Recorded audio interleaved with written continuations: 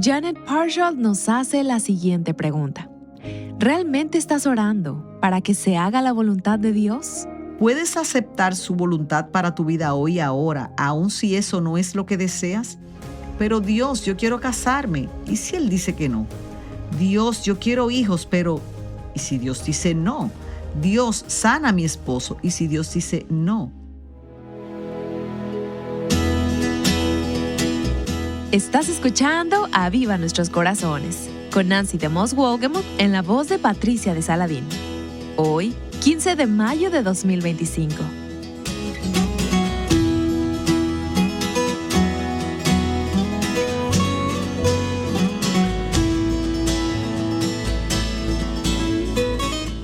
¿Cuál es el anhelo más profundo de tu corazón? Janet Parshall está a punto de presentarnos un personaje bíblico que tenía un anhelo en su corazón. Y sé que te sentirás identificada con esta historia, porque todas sabemos lo que es tener anhelos insatisfechos en nuestros corazones. Hoy escucharemos a mi amiga Janet Parshall. Ella es esposa, madre, autora y anfitriona en un espacio radial. Janet Parshall es también una conferencista muy solicitada y fue expositor en la primera conferencia True Woman 2008 y luego en True Woman 2016 en Indianápolis.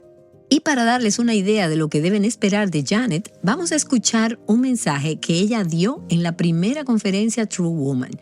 Este mensaje te ayudará a obtener la perspectiva de Dios sobre los anhelos insatisfechos y las oraciones sin respuesta, mientras vemos la vida de Ana. Me siento honrada y emocionada de que Nancy me haya extendido una invitación a ser parte de esta conferencia. Cuando supe que el tema asignado era sobre la maternidad, pensé, wow, es un tema fácil, pero muy importante. Y es curioso porque esta mañana y de manera extraña, cuando Mary Cashian les hablaba, algo traspasó mi corazón por muchas razones. Ella estaba haciendo un énfasis en la historia del movimiento feminista y, amadas hermanas, tengo que confesarles que esa era mi historia.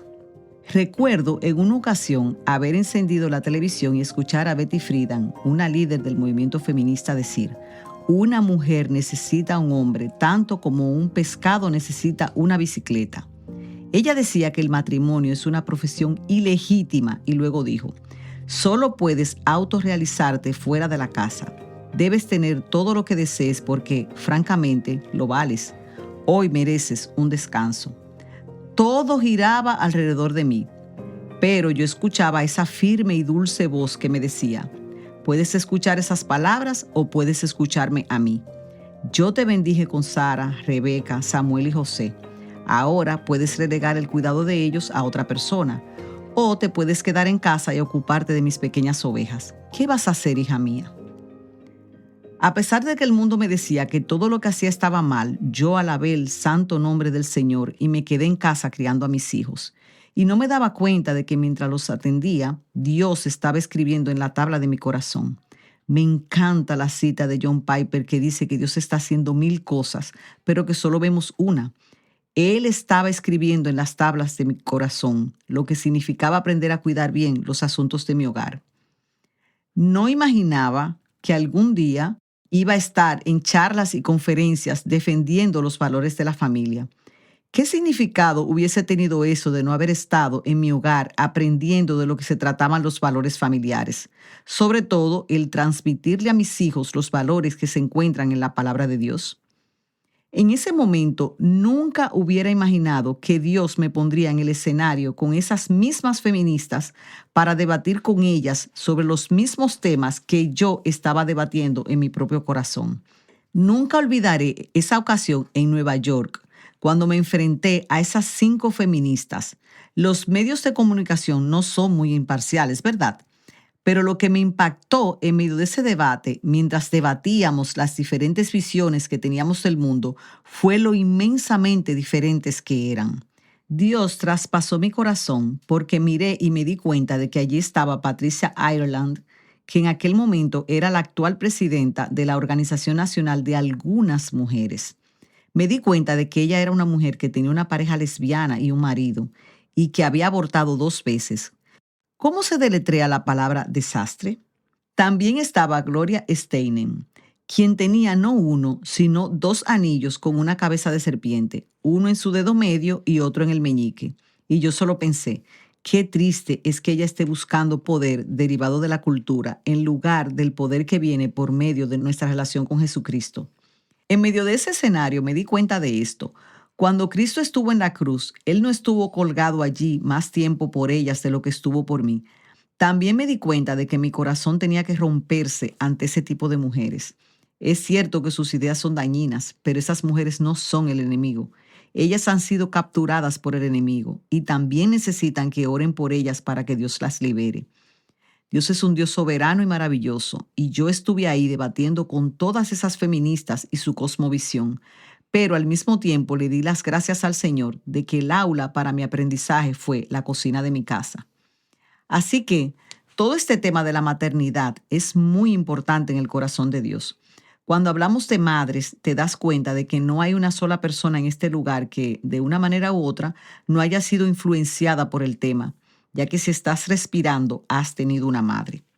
Entonces, ya sea que tengas o no hijos biológicos, eso es irrelevante para la lección que veremos hoy en las Escrituras y que estoy a punto de compartir contigo, porque la maternidad es universal. Permítanme decirles algo sobre una madre que ora. Craig y yo por años vivimos en un lugar llamado Fredericksburg, en Virginia. Ese fue el lugar donde George Washington vivió desde los 7 hasta los 21 años. Y lo significativo de ese pueblito es que hay un pequeño embarcadero en una roca, no muy lejos de donde su madre fue enterrada. Era una roca de oración. Allí era que su madre iba a orar por su hijo. Y hay muchas historias de George Washington acerca de cómo su vida fue preservada en medio del fragor de la batalla. Y eso se relacionaba directamente al poder de las oraciones de una madre que oraba sin cesar por su hijo. Es asombroso el poder de una madre que ora. También me parece interesante que Abraham Lincoln tuvo mucho que decir sobre su madre. Él dijo, recuerdo las oraciones de mi madre. Ellas siempre me han acompañado, han estado presentes durante toda mi vida. Aquí tenemos a 2 presidentes para recordar el poder de una madre que ora.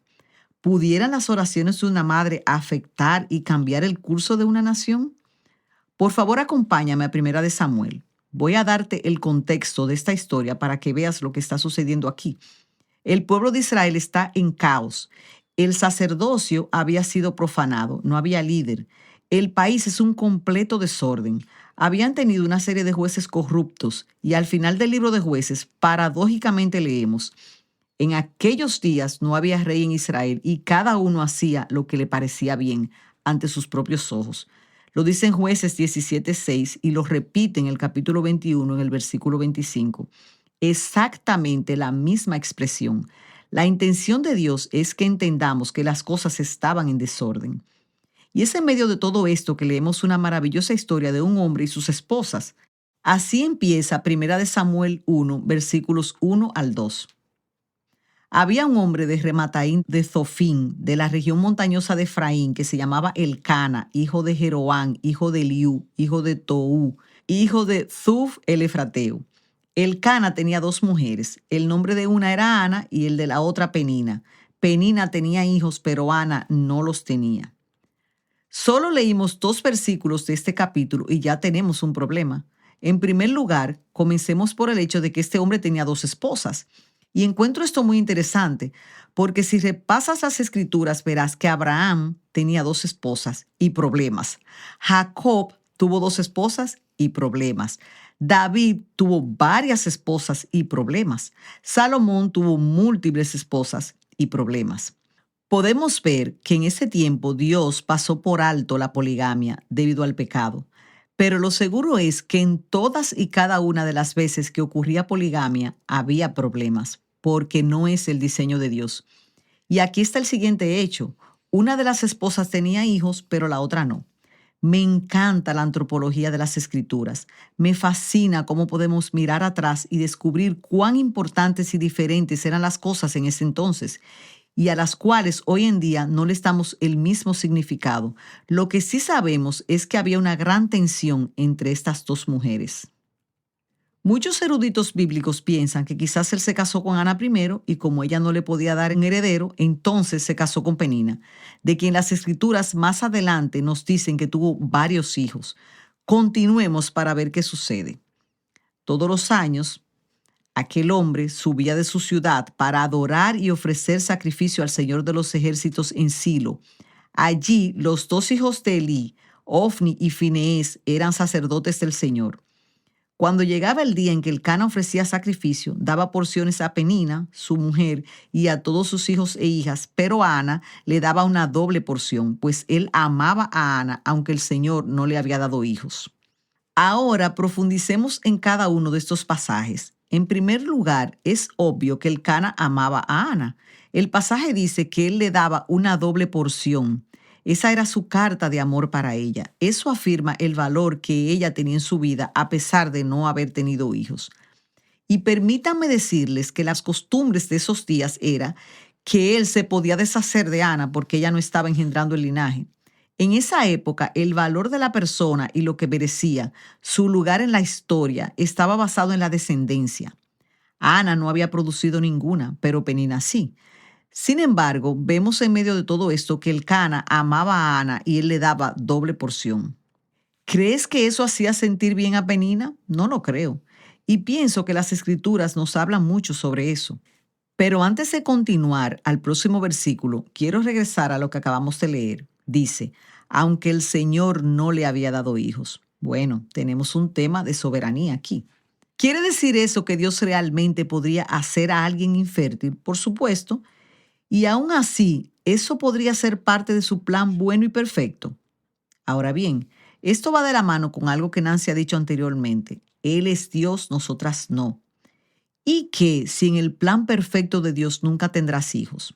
¿Eso hace que sea Dios débil o insuficiente por el hecho de que no puedas tener hijos? ¿O Él sigue siendo el Señor soberano de todo y parte de su plan, donde tal vez no puedes ver el propósito o el resultado o la razón? Es que Él ha cerrado tu vientre. Vemos aquí que Él cerró la matriz de Ana, pero entonces, y me encanta cuando las escrituras nos repiten algo, por si acaso no lo entendemos bien, así que mejor es que pongas atención la segunda vez, dice aquí, aunque el Señor no le había dado hijos, y luego, porque el Señor no le había dado hijos. Antes de continuar, ¿entiendes lo que dicen las escrituras? Pon atención a ese detalle. Dios, en su soberanía, cerró su matriz. Oh Dios, tú eres Dios y yo no. ¿Puedes aceptar su voluntad para tu vida hoy y ahora, aun si eso no es lo que deseas? Pero Dios, yo quiero casarme. ¿Y si Él dice que no? Dios, yo quiero hijos, pero ¿y si Dios dice no? Dios, sana a mi esposo. ¿Y si Dios dice no?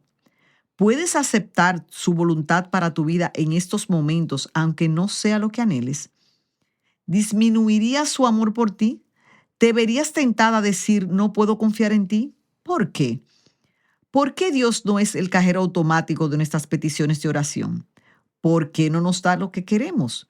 ¿Por qué en nuestra naturaleza jactanciosa podemos presumir de saber lo que es mejor para nosotras? Si todo en nuestras vidas es filtrado a través del lente de su amor, y es así siempre, ¿podemos confiar en Él? Creo que a menudo decimos con tanta facilidad, oh Dios, te amo, pero nos resistimos a decir, Dios, también confío en ti. Continuemos leyendo este interesante melodrama, con la excepción de que no es un cuento falso, sino una historia muy real. El Señor no le había dado hijos. Su rival, Penina, la provocaba amargamente para irritarla, porque el Señor no le había dado hijos. Esto sucedía año tras año. Amadas hermanas, Penina era más que un dolor de cabeza. Ella era realmente insoportable. Se pueden más o menos imaginar lo que Penina hacía para llevar a Ana al límite. Había una profunda animosidad entre ellas, y eso pasaba año tras año, y Ana tenía que vivir con esta mujer bajo el mismo techo. ¿Cuál hubiese sido tu perspectiva si ese fuera el buen y perfecto plan de Dios para tu vida y hubiese una persona absolutamente irritante y malvada que sin importar qué no puedas sacarla de tu vida? ¿Dirías, es un error? ¿O dirías, Señor, como Nancy nos ha enseñado, ¿qué sacará esto de mí? Realmente esas no son mis lecciones preferidas. Esto sucedía año tras año, siempre que ella subía a la casa del Señor. Penina la provocaba, por lo que Ana lloraba y no comía. Ahora bien, no creo que tengamos que ser psicólogas clínicas para darnos cuenta de que Ana estaba deprimida. ¿Alguna vez has estado tan deprimida que pensar en comer te da náuseas? Entonces Elcana, su marido, le dijo a Ana, ¿por qué lloras y no comes? ¿Por qué está triste tu corazón? ¿No soy yo para ti mejor que 10 hijos? Esta pregunta es muy capciosa, porque por un lado él le decía, oh sí, te amo, pero ella tenía conflictos en cuanto a sus anhelos. Ella vivía en un hogar donde la maternidad daba seguridad, era una afirmación, una razón para vivir en esa cultura en particular. Y déjenme decirles que además de no poder tener hijos, eso también era considerado una vergüenza. Ana pensaba que su esterilidad era un castigo de Dios.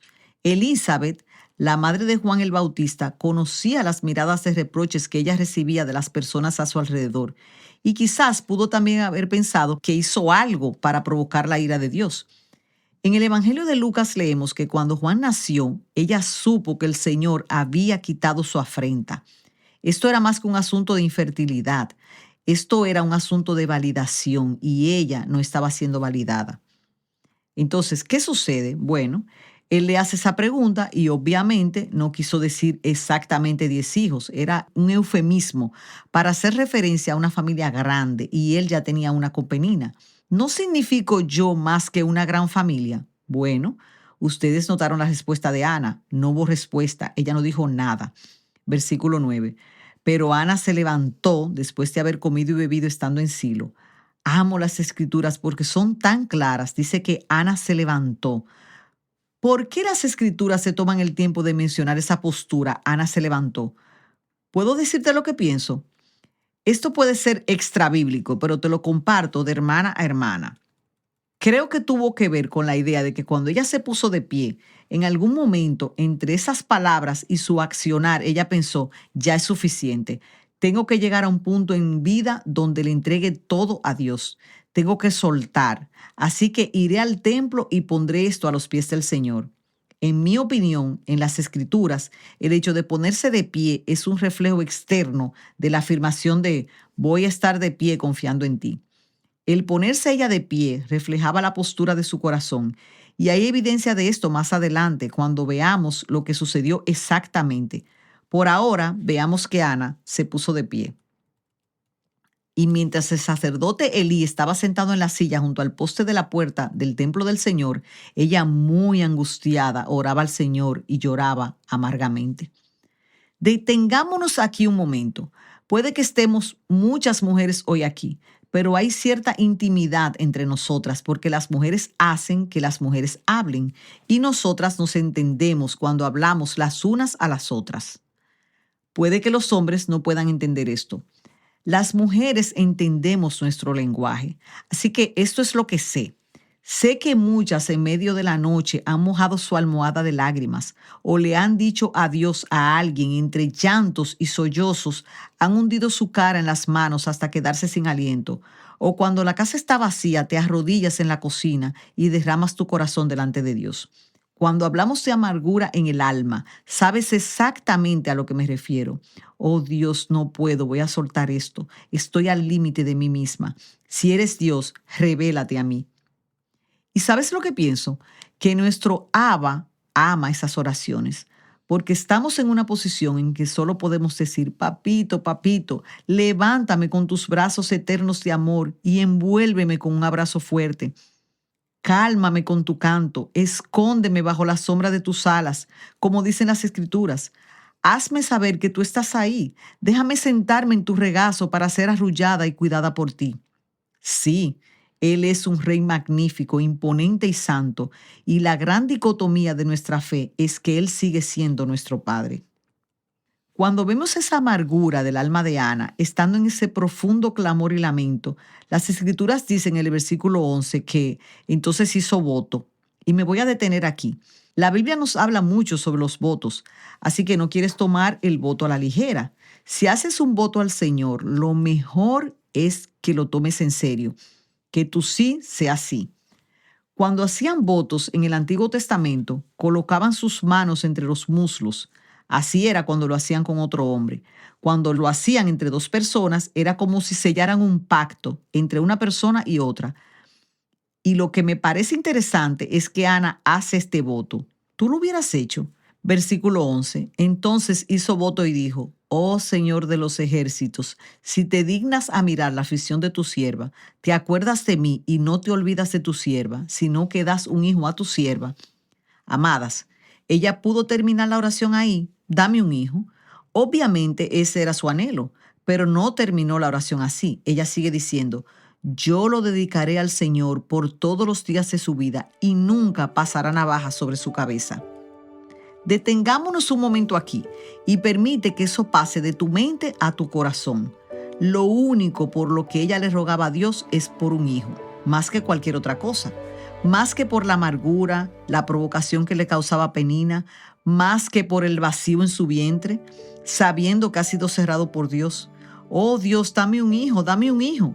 Una súplica perfectamente lógica, dadas sus circunstancias, razonable y entendible, pero acompañada de: te lo devolveré a ti, te lo voy a dedicar a ti. ¿Podrías haber orado de esta manera? ¿Podrías decir: Dios, si tú me das lo único que más quiero en este planeta, yo te lo devolvería y lo dedicaría a ti? ¿Qué fue lo que llevó a Ana a decir eso? El hecho de que ella estaba centrada en Dios. Hemos estado escuchando a Janet Parshall, quien nos ha retado a vivir vidas centradas en Dios. Janet dio este mensaje en True Woman 2008. Asegúrate de estar con nosotras mañana para escuchar la conclusión de este poderoso mensaje aquí en Aviva Nuestros Corazones. El llamado a ser madre va mucho más allá de tener hijos biológicos. Tú puedes orar con un corazón de madre, un corazón maternal, sin importar en qué etapa de la vida estés. Ya seas madre biológica o no, todas de una manera u otra somos madres espirituales para alguien. Podemos ser mujeres que oran, ya seamos solteras o casadas, con hijos o sin hijos. Dios nos ha puesto en esta posición para ser mujeres verdaderas por medio de la oración.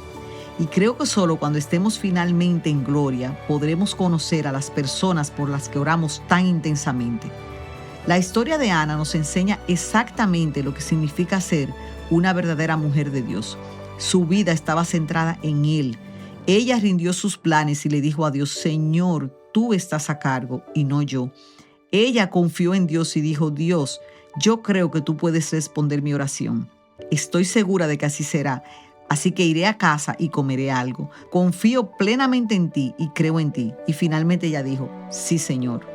Esta historia, aunque es dura, es muy poderosa, porque la maternidad fue el fuego refinador que Dios usó.